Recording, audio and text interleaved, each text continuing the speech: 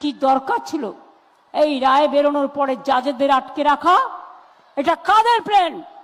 যারা করেছে তাদের একটাকেও যেন ছাড়া না হয়, সে যেই হোক, কারণ এটা আমাদের দলের কোনো পরিকল্পনা নয়।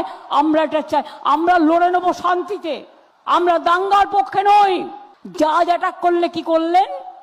কতগুলো ছেলেকে সিবিআই গ্রেফতার করে নিয়ে যাবে। আজকে সুপ্রিম কোর্ট বলে দিয়েছে এনআইএ গ্রেফতার করে নিয়ে যাবে। এবার যেটুকু ভোট দিতে পারতেন সেটুকু গেল। এবার জেলে গিয়ে বলবে নাকখত দিয়ে বল বিজেপি করবি, বল বিজেপি করবি, বল বিজেপি করবি বলে তবেই আপনাকে ছাড়বে।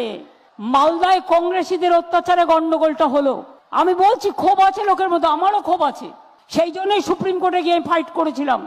তাই 22 লক্ষ লোকের নাম উঠেছে, বাদ বাকিদেরও বলেছে অ্যাপ্লিকেশন করতে।